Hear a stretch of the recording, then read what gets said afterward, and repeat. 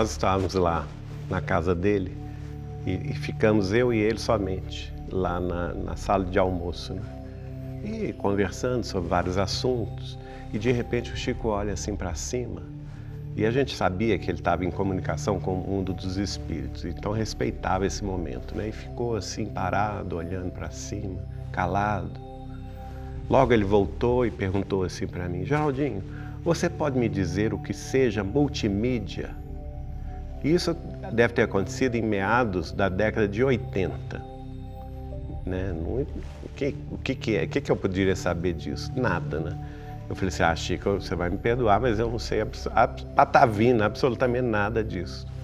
Mas pelo nome, multimídia, deve ser o quê? Deve ser a união de todas as mídias.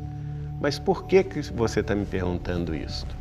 E ele falou assim: não, Geraldinho, porque os espíritos estão aqui me dizendo que chegará o dia em que a doutrina espírita será divulgada em multimídia.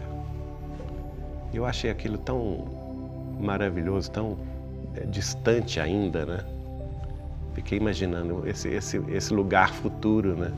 Que ele viajou, ele presenciou essa informação em outro espaço-tempo que não aquele momento da década de 80, que nem internet nós tínhamos, nem celular nós tínhamos ainda. E de fato, hoje é muito curioso, porque a gente vendo isso acontecer, essa divulgação em todas as mídias, em todas as formas de comunicação, a gente fica emocionado. O Chico era realmente o protótipo do homem do futuro, conforme dizia muito bem o seu biógrafo e grande amigo Clóvis Tavares, lá da cidade de Campos, fundador da Escola Jesus Cristo. E ele tinha esse olhar muito lá na frente, não é? Quando nós vamos conversar sobre data limite, e ele vai falar sobre esse período de 50 anos, no qual nós estaríamos dentro de uma moratória espiritual para que a humanidade pudesse superar o seu período bélico, né? Vencer o seu período guerreiro e, enfim, entrar numa nova era de regeneração. E ele primordialmente falou na melhor das hipóteses, que seria vencer esse período sem guerra até julho de 2019. Ele vai dizer assim: Geraldinho, se a gente conseguir, se as nações conseguirem se suportar umas às outras, sem se lançarem a uma guerra de extermínio de consequências devastadoras, se isso acontecer, nenhum de nós pode prever os avanços que nós teremos a partir de julho de 2019. Porque nós teremos avanços no campo científico, no campo tecnológico, no campo da medicina. Ele vai citar para mim, por exemplo, que a medicina iria encontrar a solução de todas as doenças do corpo físico. Ele cita também na questão econômica, as nações iriam entrar num período de paz e de progresso inimaginável, vencendo todos os problemas relativos à má distribuição de renda, à fome, à miséria, pelo intercâmbio comercial e industrial. E ele vai falar na chegada dos extraterrestres que nos trariam aí, com a permissão de Jesus, conquistas científicas inimagináveis. Então ele vai falar muita coisa, né? E a gente vê que a obra dele, a obra de Chico Xavier, especialmente a obra de André Luiz e Emmanuel, elas antecipam muita coisa. É como se levantasse um véu à verdade. André Luiz é fantástico, porque ele faz afirmações a partir da obra Nosso Lar. Chico vai psicografar essa obra em 1943. Lá ele fala que os habitantes de Nosso Lar, cada um deles, tinha um aparelho comunicador pessoal. O que é isso? Todos nós temos hoje, é o nosso celular. Agora, isso em 1943 é absolutamente fantástico. Ele tem essa visão, né? Quando ele cita, descreve, André Luiz, o Parque das Águas e a palestra que a ministra veneranda dá de público ali semanalmente, ele vai falar na existência de uma tela plana de projeção, uma tela de televisão picture in picture. Por quê? Porque haviam várias imagens de locais diferentes na mesma tela e que a tela era de finíssima expressão.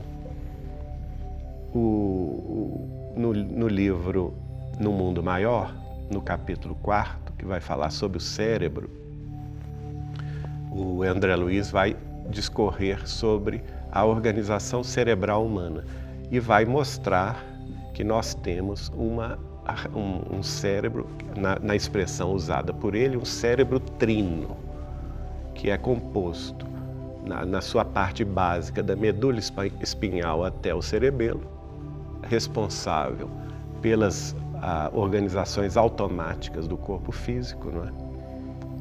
Os processos autômatos, muito semelhantes à sustentação da vida animal. Ele vai falar do córtex cerebral, que seria o segundo andar desse cérebro, que é a nossa vida presente, consciente, trabalho, família, responsabilidades sociais hoje. E vai falar no terceiro andar, que é a parte frontal, que é aquela ainda que está a ser conquistada, que nós acessamos quando nós oramos, quando nós meditamos, quando nós trabalhamos na mediunidade. É um andar ainda um pouco inacessível pela personalidade humana presente. Só que isso ele escreveu em 1947. Né? Aí chega em 1968 para 69, um médico norte-americano chamado Paul MacLean, que vai pela primeira vez expor esta mesma teoria, ou seja, 21 anos depois de Chico Xavier. Ele vai expor esta mesma teoria, que ele vai chamar de cérebro triuno, não é? Estabelecendo também funções a cada parte. Mas esse trabalho dele, embora publicado em 1969, em revistas de medicina, somente vai ser publicado em livro no ano de 1990. Olha só, quantos anos a posteriori de uma revelação espiritual de Chico Xavier. E assim a gente vê. O Chico dizia, por exemplo, que haveria o tempo, ainda nesse século XXI, que nós chegaremos neste tempo, que é o desenvolvimento do processo da televisão, da fabricação de aparelhos televisores, que sem querer que a humanidade ia desenvolver a cada ano esse processo, e que em meados do século XXI, sem querer, por acaso, a gente iria descortinar o mundo espiritual. E aí não teria como voltar atrás, porque aí a própria ciência, entrando no campo de outras realidades paralelas, que são os mundos espirituais, os planos espirituais, planos de vida, cheios de vida, de espíritos humanos, pensantes, atuantes, né? Então a gente estabeleceria esse contato com eles já cientificamente, deixando de ser uma questão meramente religiosa ou filosófica para ser fato científico, e que a partir daí, então, especialmente a partir de 2050, nós, nas nossas famílias aqui na Terra, teríamos condição de ter em nossas casas um pequeno aparelho de comunicação com os nossos mortos queridos.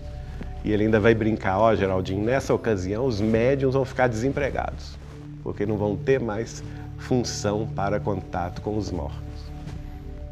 Então, sem dúvida nenhuma, é um homem cuja obra, já mais de 500 livros, sobre a obra dele já se escreveram mais de 300 livros. Então nós estamos falando de uma obra de 800 livros, né? Somando-se os livros biográficos e os livros que estudam a vida e a obra de Chico Xavier, mais de 800 livros. E essa obra, naturalmente, é uma obra que é direcionada aos séculos futuros.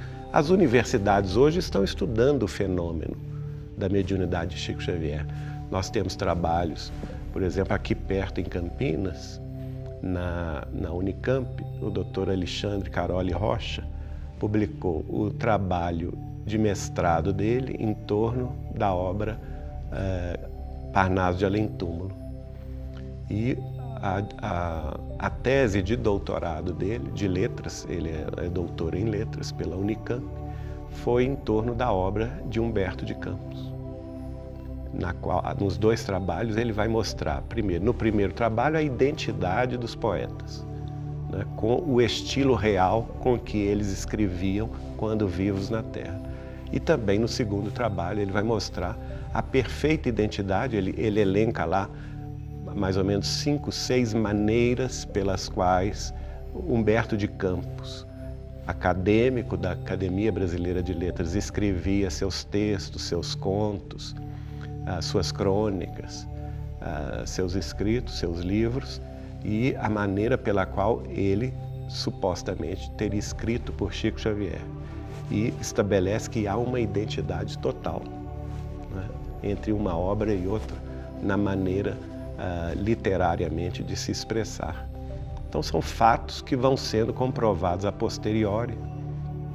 Inclusive o Alexandre vai encontrar nos arquivos existentes dos descendentes de Humberto de Campos, um texto que não havia sido publicado por ele em vida e que tinha sido guardado por muito tempo pela família de Humberto de Campos. E, no entanto, esse texto tinha sido referido pelo espírito de Humberto de Campos nas psicografias de Chico Xavier. E quando o livro de Chico Xavier, com essa referência, foi publicado, os literatos da época se riram e criticaram Chico, dizendo que aquele texto nunca existira e que Humberto de Campos, através do Chico, estava se referindo a um texto inexistente. Só que muitas décadas depois achou-se o original desse texto e a referência bate uma com a outra. Quer dizer, como explicar esse fenômeno, não é?